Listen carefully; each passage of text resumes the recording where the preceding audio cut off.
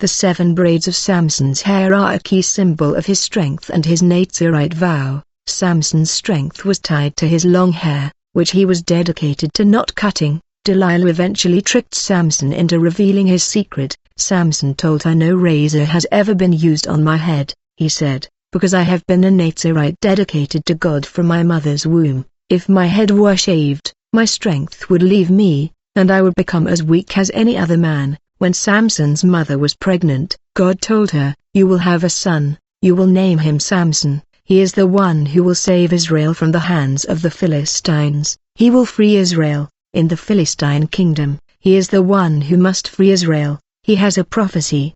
Braids symbolize glory. There are 7 braids that hide glory. The act of braiding something is the act of sealing a secret. 7 is the number of 7 secret hidden. We have the 7 churches of Asia Minor. In Judge 14 verse 1-2 it said, "One day Samson went down to Timna, where he noticed a certain Philistine woman. He went back home and said to his father and mother, 'There is a Philistine woman down at Timna who has caught my attention. Get her for me, I want to marry her.' Samson went down to Timna with his father and mother. As they were entering the vineyards of Timna, a young lion suddenly came roaring at him. The Spirit of the Lord rushed upon him in power, and he tore the lion apart with his bare hands as he might have torn a young goat. Judges 14 verse 5-6. Samson come from Hebrew word that means little son, and Delilah come from a Philistine word that means moon or night. We know that when the sun and moon meet we end up with the eclipse instead of the light and ray. Samson marrying Delilah is the image of light uniting with darkness. It's the little sun marrying the moon, which is the night or darkness, but darkness and light cannot coexist. The moon is the opposite of the sun, and the light is the opposite of the darkness, for whenever the sun meet with the moon there is eclipse instead of daylight. But we see that when Samson was heading to meet his Philistine would-be wife Delilah, he came across a lion trying to stop him. This young lion is the image of the Lion of Judah intervening in order to prevent Samson, who is light, from uniting with Delilah, who is the moon and darkness, for light and darkness cannot unite. But Samson hardened his heart and he stopped the lion that tried to prevent him from passing in order to go marry Delilah that represent darkness. By neutralizing the young lion, Samson had actually undermined his destiny and mission. How many times the Lord tried to stop us from heading to a direction that is detrimental to us.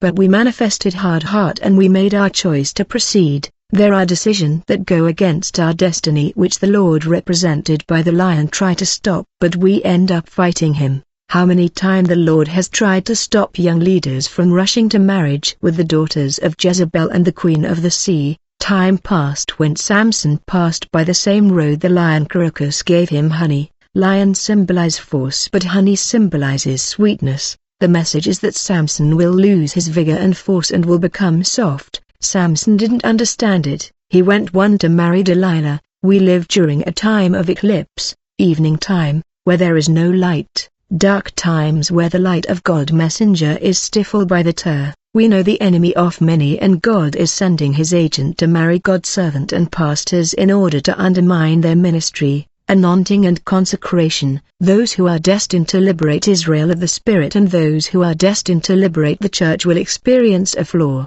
Their flaw is that they will give in to the impatience of their hearts, yet they are instruments. They will marry the daughters of Jezebel that will bring down their ministry and deviate their mission. Young men that have God call are targeted on sentimental level, and women coming to their life are sent by the adversary. The messengers and liberators will hurry to marry agents that are the daughters of the queen of the coast.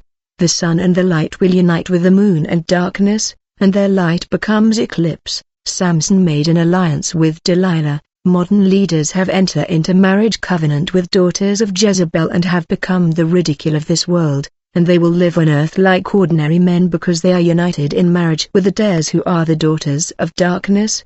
Do not be unequally yoked with unbelievers, for what fellowship has righteousness with unrighteousness? Or what communion has light with darkness? 2 Corinthians 6 verse 14. So, this verse emphasizes the incompatibility between believers, who are considered light, and unbelievers, who are associated with darkness. When Samson united with Delilah, Israel's security was put in jeopardy. When leaders marry with agent of the Queen of Water, the church lose the light and pays the price, for it's the eclipse. The leader consecration is undermine. Most leaders today are remarried after having marrying in rush the daughters of Jezebel Delilah. They divorced and went on to remarry. Here is Samson on the knees of Delilah, that symbolizing paganism and worldline, and this world tend to offer us comfort and well-being. It's a deception, for we have nothing to do with this world and darkness. The head of the valiant warrior ended up at Delilah's knees. Delilah's strategy was to put Samson to sleep so she could cut his hair and braid, which was Samson's consecration and glory. The one who must liberate Israel must be consecrated.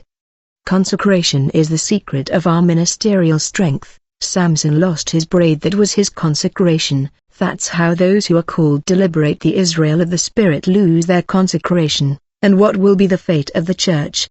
Paul exhorted women to have long hair when he said that if a woman has long hair, it is her glory, for long hair is given to her as a covering. The long hair that was the sign of Samson's glory and consecration is now the glory of the woman, and a great sign appeared in heaven, a woman clothed with the sun, with the moon under her feet, and on her head a crown of 12 stars. Samson that was a small sun, but in this passage the glory of Samson, which was the sun, has becomes the clothed and covered of the woman, who is the church. The one who brought down Samson is called Delilah, which means the moon or darkness. But in this passage we see the woman enveloped with the sun with the moon under her feet. The moon is under our feet, yet Delilah means the moon and darkness. Thus the enemy that brought down Samson is under our feet, for Abraham's descendants shall possess the gates of their enemies. The woman enveloped in the sun has the moon under her feet, and our enemy has become our footstool. Now, everything under our feet is under our power. We have dominated it. I will give you possession of every place that the soles of your feet tread on, say the Lord. So we must put an end to the reign of the world, because we have a mission. Our mission is to free Israel from the Philistine masters, which represents the pagan world. Satan's goal is to send the spirits of Delilah to cut our hair, which is our consecration and our glory. Every pastor, preacher, or leader of the people that has already lost his consecration because of Delilah sent by Satan, has his eyes gauge, for the first thing is that the Philistines, who represent the demons, did was destroying Samson's eyes. When you married a daughter of Jezebel or Delilah, the enemy will gouge out your spiritual eyes. Like these leaders who are remarried have lost spiritual sight, the Philistines gouged out Samson's eyes, and he was no longer be able to see, although his hair could grow back. Samson's strength lay in his hair, and God restored his hair, but not his eyes. So he no longer had vision, but he had strength. He could say that I am dying today with the Philistines, my enemy, and he killed a greater number of Philistines more than when he was alive. But Samson was not called to die with the Philistines. He leaned on pillars and used all his strength and brought down the building where the Philistines were making a spectacle of him, and he died with the Philistines. But Samson was not called to die with the Philistines. He was called to kill the Philistines. You see, all this is to demonstrate the things lost in the Bible. We have powerful men of God but without vision. The vision is gone, but the strength is there. We can perform miracles. A people without vision, you